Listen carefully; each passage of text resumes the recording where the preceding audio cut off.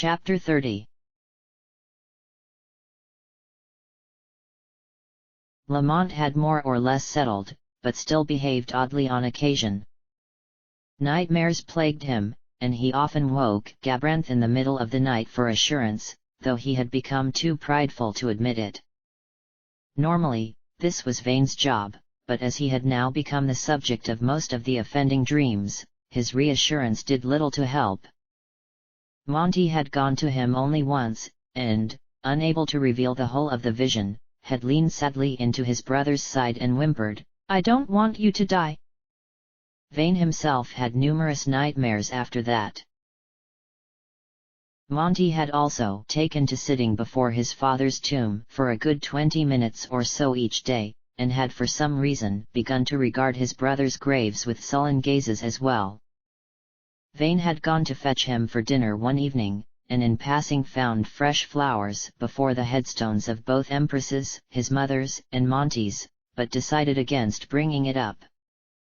That night, after ensuring that Monty slept soundly, he returned to the cemetery alone and apologized to the empresses as formally as he could, to his mother for all the pain he had caused her, and to Monty's for all the pain he had caused her little boy.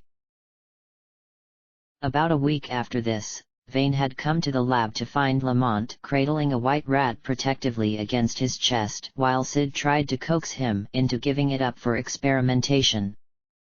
At first, Vane had joined in the attempt, but he later conceded to promising the boy that no harm would come to the rat. A pang of agony ripped through his heart when his brother still refused. In the end, the rat bit him, causing him to drop it, and then it quickly scampered off into the complex piping of the facility, never to be seen again. To Monty, this was a victory. Neither of them had visited the lab since. Just when Vane thought that his brother had returned to normal, he began to raise questions regarding the war in all its aspects. A boy of no more than 10, so interested in the art of killing, so eager to take part in a war, Vane felt as though the very thought would be the death of him. He had seen Monty fence, he had taught him most of what he knew and sparred with him on more occasions than he could count, but that had all been in play. This war had no place for children, but Lamont would not be so easily convinced that he was a child, and even so would not allow himself to be excluded from any matter that so wholly devoured his brother's attention. What proved worse was Monty's skill in the subject. He never failed to come up with a brilliant tactic or at the very least an admirable suggestion when Vane would entertain his interest, and this talent covered both battle and politics, much to the Emperor's detriment. He no longer felt sure that the boy would become distracted with some other fancy, and worried that his plans for Monty's future may soon be rendered useless if this fascination continued. On Monty's end, he had not yet reached the age to deem what he had taken up as political intrigue, but he did certainly know what it was that he did day in and day out.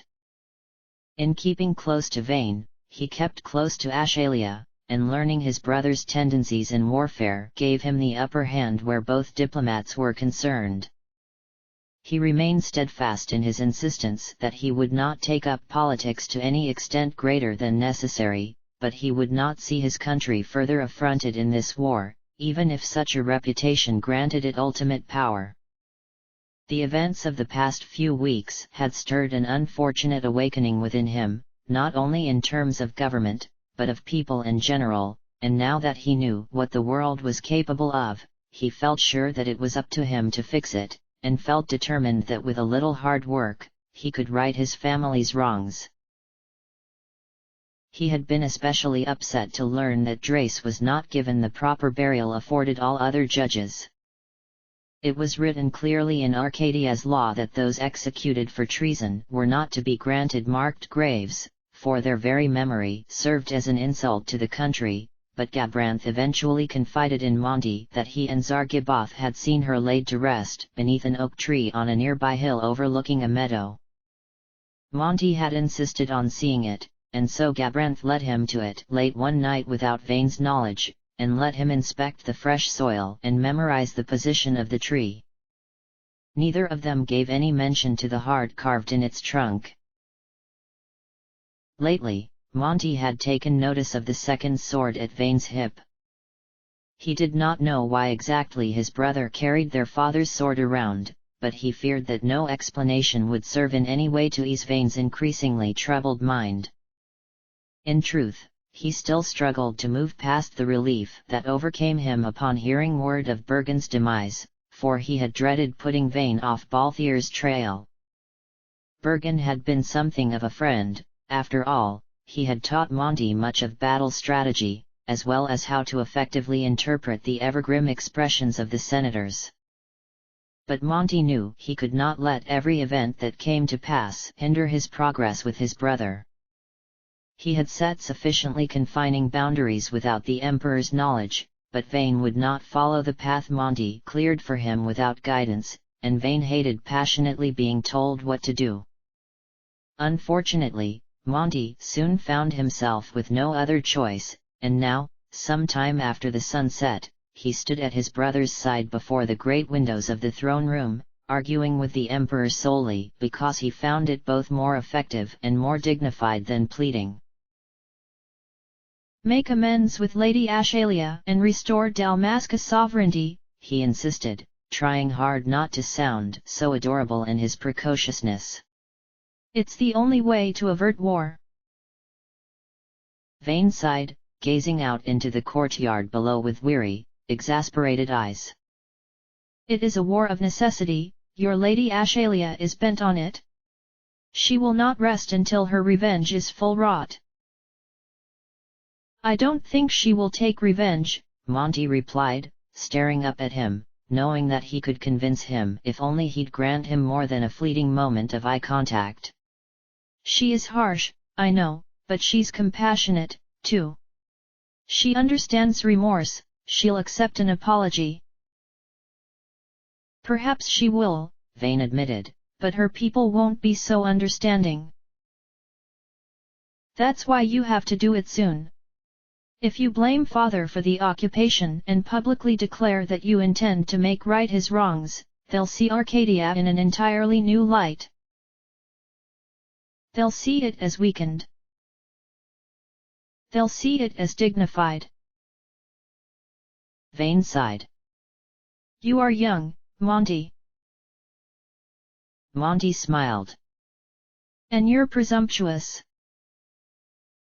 A sigh sounded behind them, and they both turned to Sid, who had for the past half-hour been doing his best to keep such interactions at bay.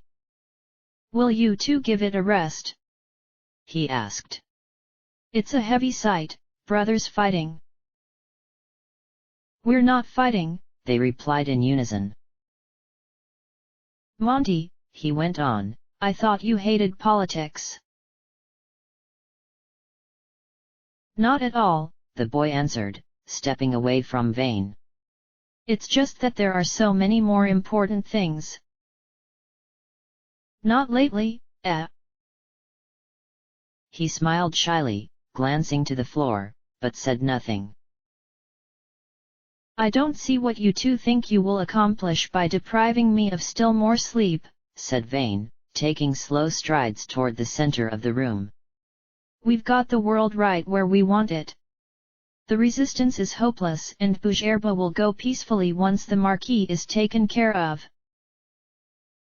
"But can we handle war with Rosaria?" asked Sid.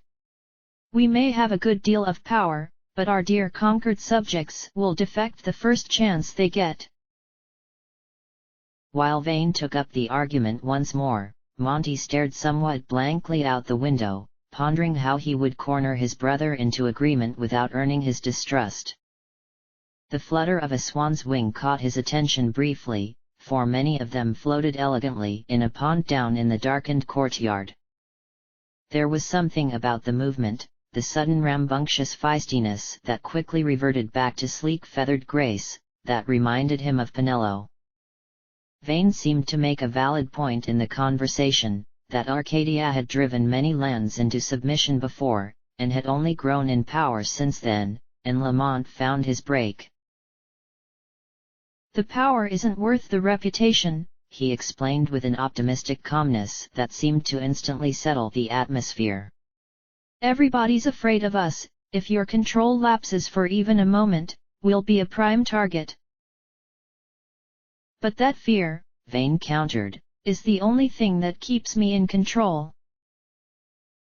We have Father to blame for that, Monty replied. At least you should have no trouble convincing them we do. True, he admitted, but I can't afford to rely solely on the trust of my people until this war has been won. I don't think it's possible to win a war. There was a pause as Vane and Sid looked on him uncomprehendingly, and he clarified, I think every war is a loss. As much as I regret Father's death, it's left you with a great opportunity. I can't just blame everything on him, Vane sighed. Why not? Monty pressed. They don't call him Gramus the Conqueror for nothing. Vane shook his head, though he secretly felt a prideful pang of amusement at his brother's cleverness. Sid? He asked. A little help here.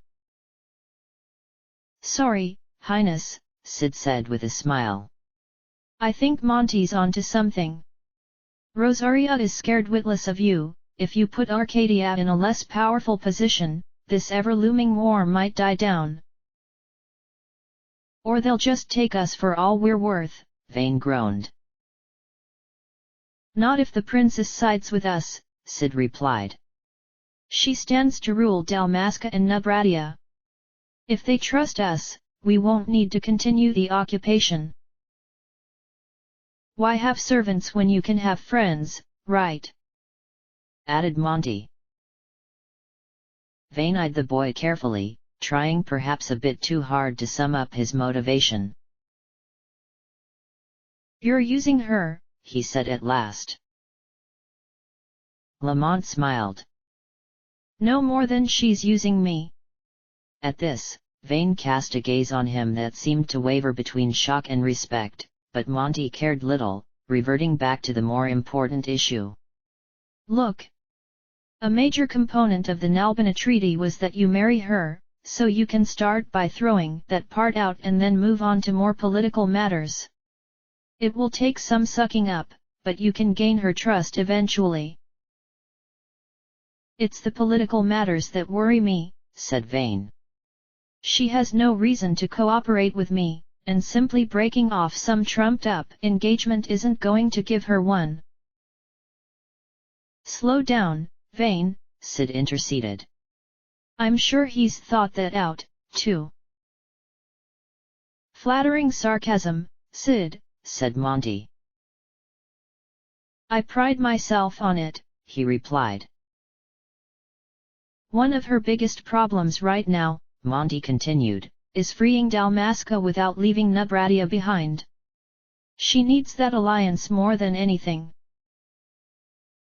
Vane raised a skeptical eyebrow, but tried not to come across as offensive.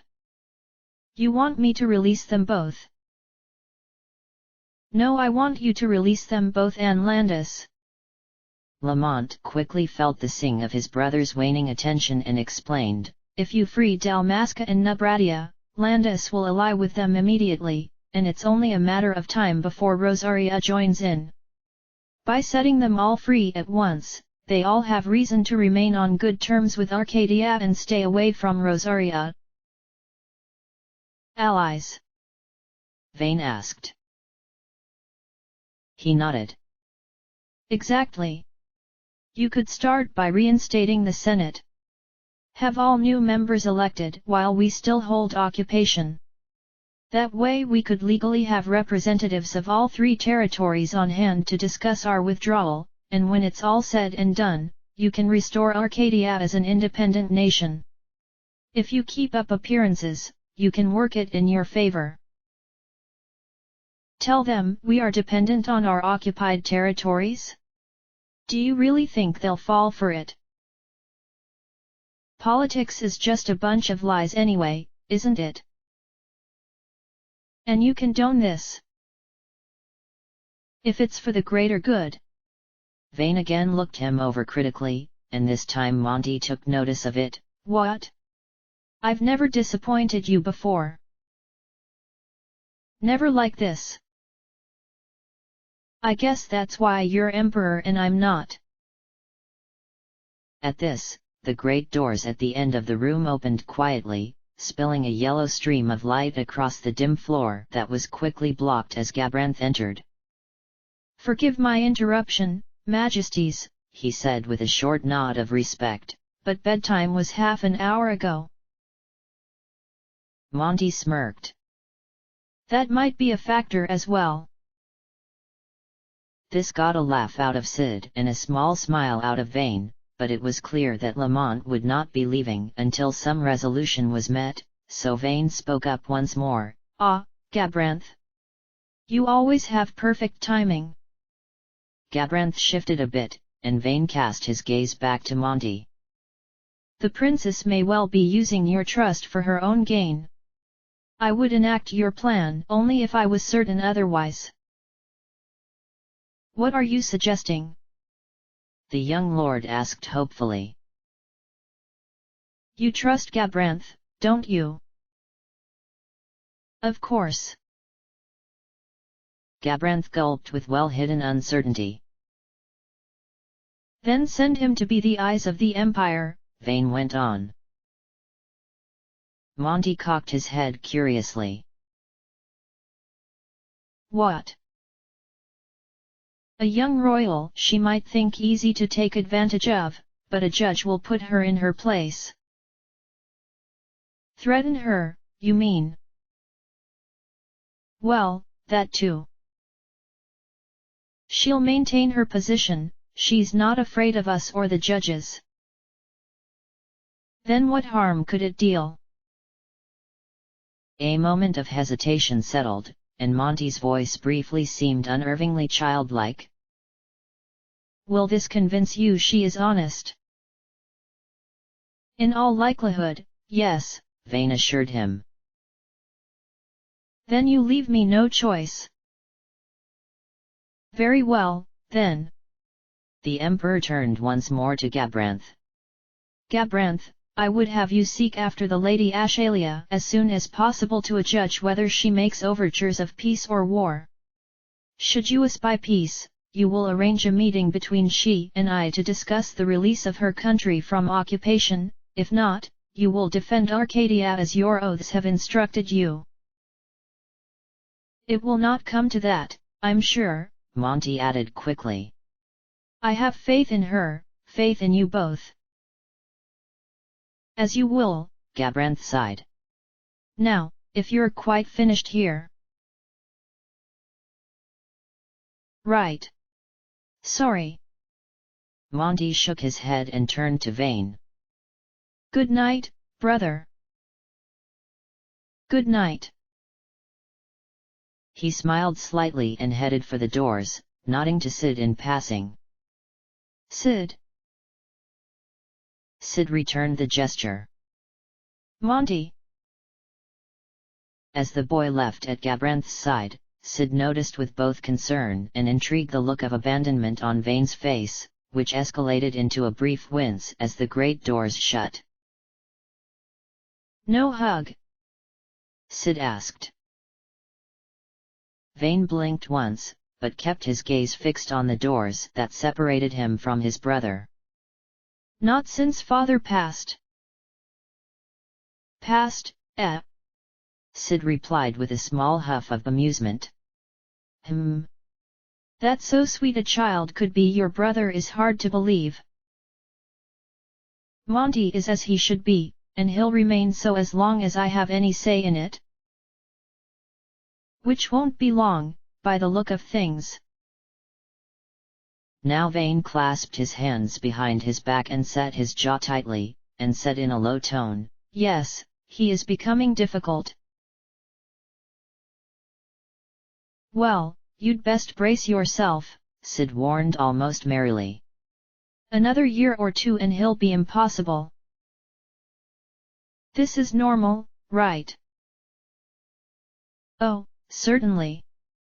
Maybe not so young, but Monty's always been a little ahead of his time. A little? Vane scoffed. He's 10 years old, and already he's running off with girls and questioning every authority figure he encounters. He's growing up, Sid reasoned. He's too young to grow up, Vane argued. Or you just don't want him to. Look at it this way, Vane, as a child, he thought you were perfect, and now he's realizing you're not. You'll know he's an adult when he forgives you for it. And if he runs away again, what does that make him? A pirate, in my experience.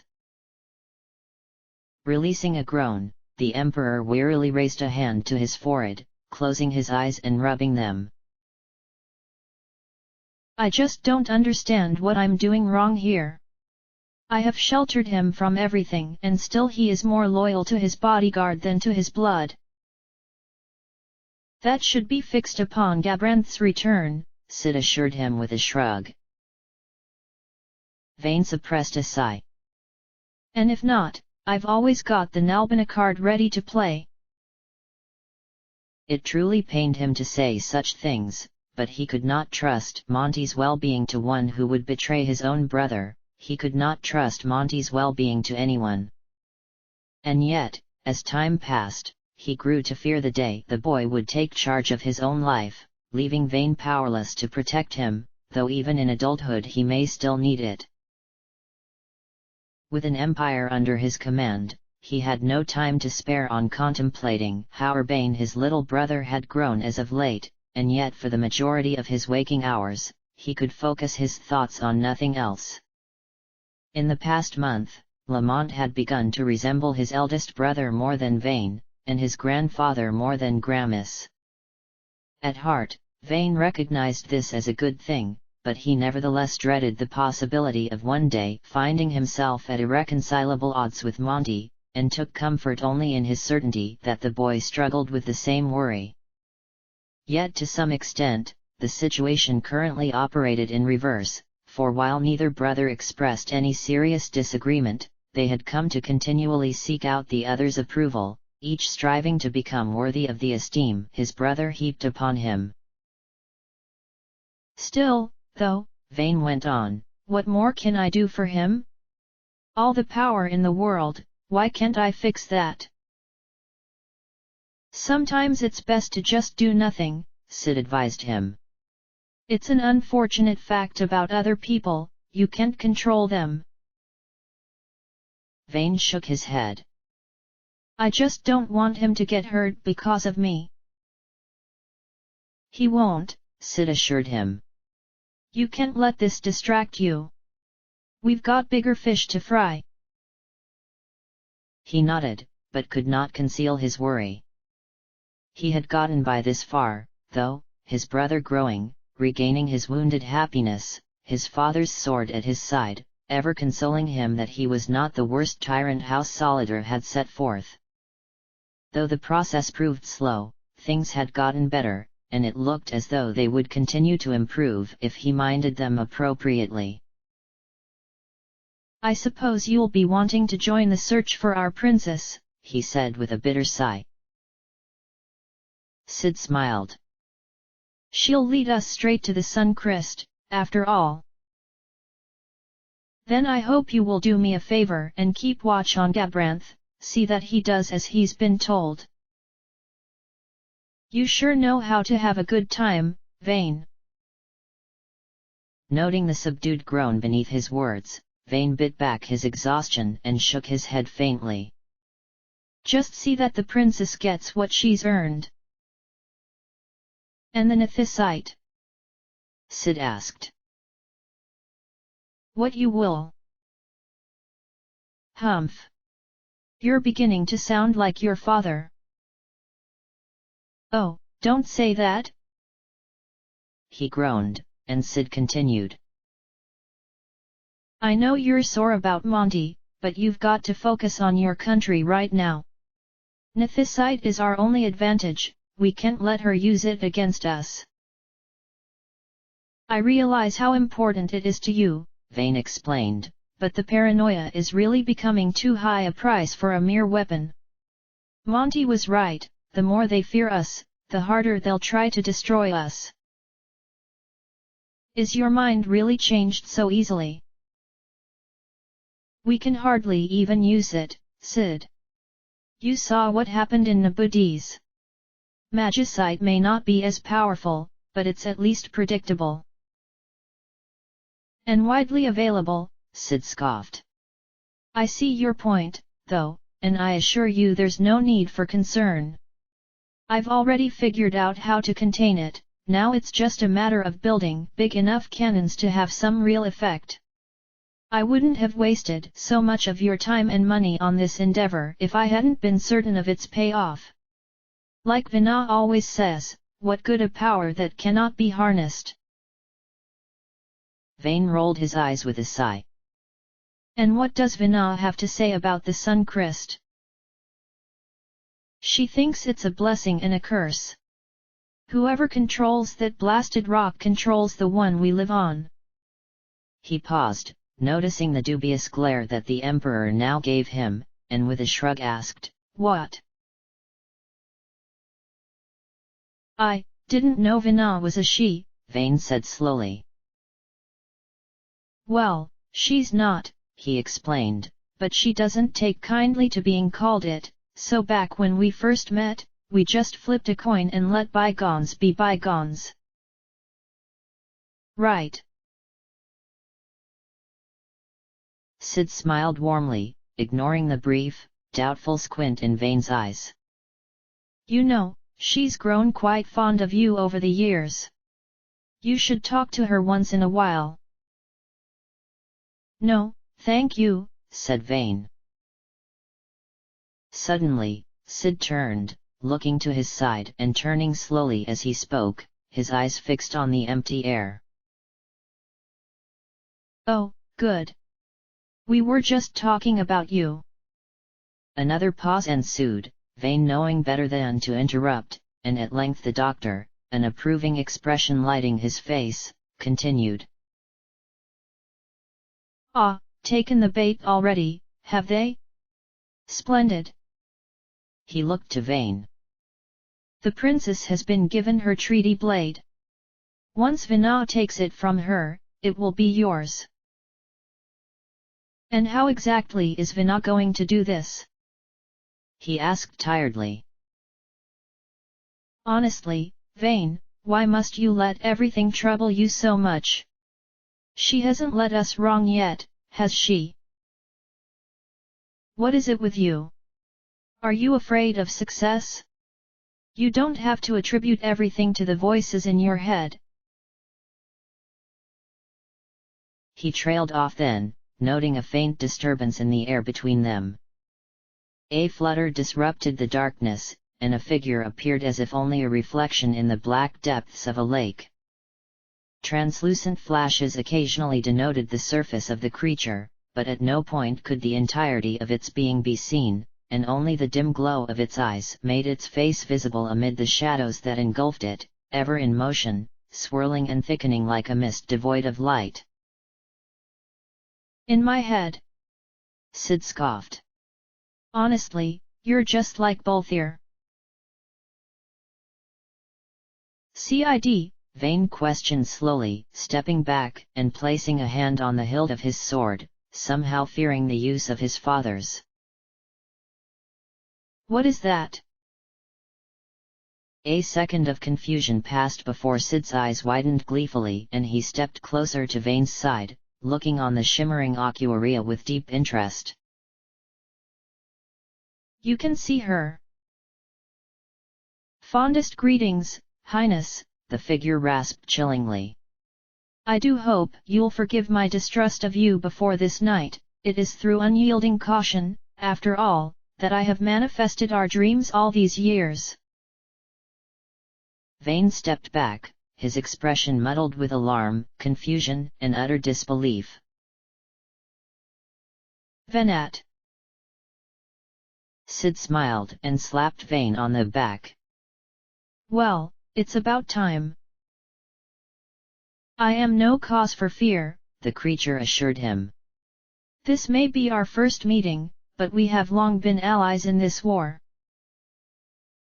Without her to lead us, Sid added, Monty and I would never have made such progress in such time. You talk to Monty? Vane asked more quickly than he intended. No, she answered calmly, though not for any offense on his part. For all his intelligence, your brother is too skeptical, though I feel that a wondrous boon to his gift for free thought. He would not trust my advice. She's been using me as her mouthpiece, said Sid. Bolthier wasn't too fond of it, but Monty's a little more open-minded. Alas, Vina agreed, that such genius should be marred by such willful independence.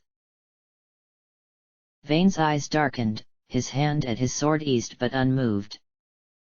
Then you find Monty's genius more attractive for his willful compliance. More for his curiosity, she said, shifting subtly between translucent and opaque and at last settling on a blend of the two. I would not find compliance in him attractive, even if I might find it at all. Either way, Vane insisted, I want him left out of this. He'll have nothing to do with it anymore as it is. Something like a sigh entered her genderless voice, something soothing, that coaxed trust in spite of its haggard undertones. Do not let the boy trouble you. He means well, but he is simply too naive to fully understand his actions. He will be disappointed to hear of the princess's true intent, but it is a lesson he must learn, and one you have arranged to teach him in a most sympathetic manner. You are as perfect a brother as any could hope for. Vane regarded her distrustfully, his deep chestnut eyes sliding over her form with persistent suspicion, but his hand at last fell slowly from the hilt of his sword. I can only hope you're right, I'm afraid. She always is, Sid stepped in jovially. Vana's given us the edge that we've always needed, that we've always deserved.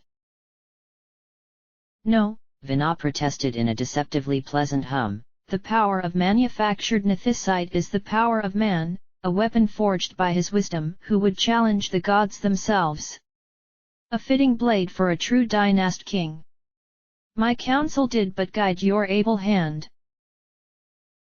Dynast king? Vane asked. Wraithwall did but pretend the title, a cur begging scraps from his master's table. You on the imperial throne, Ivalice now hails her true ruler. You, Vane, shall defy the will of the gods, and see the reins of history back in the hands of man. The new Ivalice holds no place for the name Dalmasca. The stain of Wraithwall's blood shall be washed clean from history's weave. Quite the flatterer, isn't she? Sid added with a grin. I allot only what praise is deserved, Vina replied. Through power of man, the stones did you perfect, so much accomplished in 6 fleeting years, man's fervor over all obstacles prevailing. Our lives are much too short, said Sid. You undying may waste long centuries away, but we, I fear, are bound by much shorter leashes. Just so, Vane added, had we more time, we might have availed ourselves of more prudent measures. Sid laughed slightly, gripping the Emperor's shoulder with fatherly pride. Your greatest work still lies before you. Not lightly will the Ocuaria allow you to steal the reins of history back from them. Indeed, Vina agreed. What claim does Garon have on history's reins, seated on throne immortal, rent from time? Vane shook his head, noting with deep-rooted fear the tremble in his hands, the slithering discomfort in his spine. But you're one of them. Vina fluttered slightly, a ripple of consciousness against the very air that Vane breathed. By birth alone, I assure you, she said softly, fading from vision into the shadows. For your ascendants, Vane, I offer prayer. May you attain all that which is your due. For too long have your deeds gone unrewarded.